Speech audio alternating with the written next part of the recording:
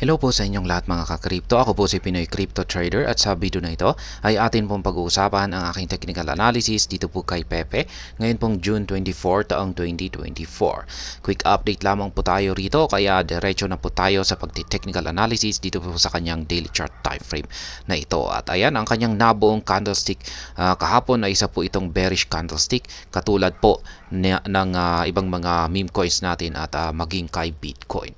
Pero ang pagkakaiba po rito kay Pepe ay bigo po siyang basagin yung kanyang major support line dito na 40 digits 1083. Kaya ayan kung i-check po natin kasi kay Bitcoin. Ayan, mapapansin po natin na si Bitcoin ay nagawa po niyang basagin or tagusin yung kanyang support line dito sa 64,211.07. Kaya ayan, dahil sa kanyang pagbagsak na ito ay marami po siyang hinatak na ibang mga cryptocurrencies.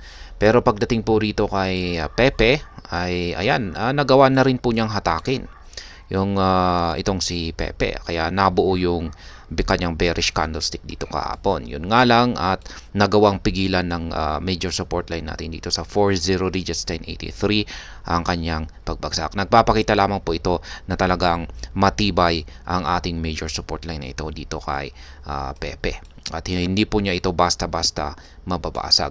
Kaya pag nagpatuloy po ito at hindi po talaga kaya ng mga sellers or yung mga bearish na papagsakin ang presyo ni Pepe dito sa major support line natin, ito ay mauuwi lamang po ito sa patuloy na pagko-consolidate sa ibabaw ng support line, major support line natin na ito hanggang sa makarecover po ang market price ni Pepe para ito ay umangat.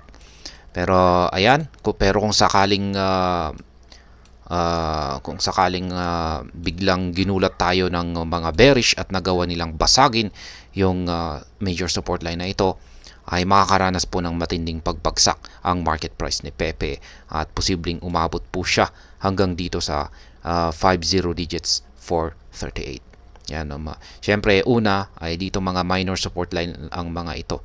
At sa tingin ko ay kung pag nagkaroon siya ng bearish breakout dito ay isa po itong matinding bearish momentum at sa tingin ko ay hindi po magagawang pigilan lang mga minor support line natin dito. Kaya posible po siyang umabot hanggang dito. Kaya ayan. Kaya dahil diyan ay talagang pinipigilan ng mga support.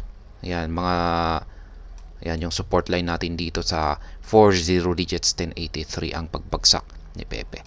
Pero yan, syempre maraming parang hati po yung opinion ng mga analyst dito. Yung iba ayaw nilang bumagsak si Pepe. Natatakot sila na bumagsak si Pepe kasi marami po kasing nakapag-accumulate dito sa mas mataas na presyo.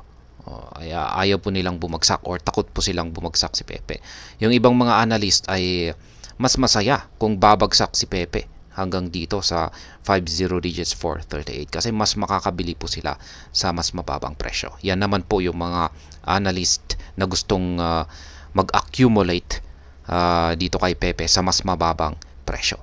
Kasi syempre kung makakabili po kasi talaga tayo rito sa mas mababang presyo at ito ay umangat, ay mas malaki po ang pwede nating kitain dito kay Pepe. Kaya yan, 50-50 po yung or hati yung mga opinion ng mga analyst dito.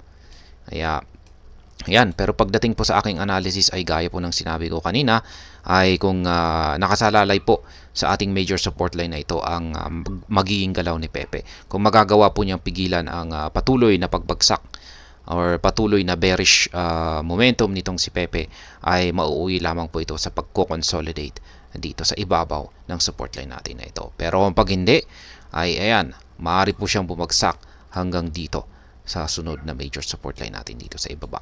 Yung ating dalawang indicators po rito, yan, ang ating hazard indicator ay patuloy pa rin po na nagpapakita ng malakas na bearish momentum itong si Pepe. At ganun din po yung ating QQE mod indicator dito sa ibaba. Kaya yan.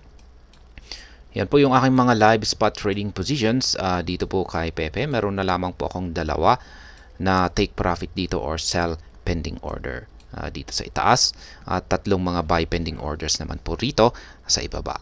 Yung previous trades ko naman po rito ay nakabili lamang po ako rito noong June 14 Yan, sa major support line natin na ito. Yung ginagamit ko pong platform dito ay ang TradingView at yung aking dalawang indicators naman po rito ay ito po yung Hall Street Indicator at ito naman po yung QQE Mod Indicator. Check na lamang po ninyo yung description ng video na ito para sa mga karagdagang detalye tungkol sa mga ginagamit ko rito. At hanggang dito na lamang po tayo sa video na ito mga ka-crypto. Sana po ay inyong nagustuhan ang aking paliwanag sa video na ito. Kung inyo po itong nagustuhan ay pakiclick lamang po ang like button nito. Para naman po sa mga bago lamang dito, kayo po ay aking inaanyayahan para mag-subscribe. Pakiclick na rin po ang bell icon nito dahil ito po ang siya magsisilbing notification nito sa mga bago kong videos na akin pong ina-upload sa aking YouTube channel na ito. Marami pong salamat sa panunood. Ingat po tayo lagi at God bless po sa ating lahat.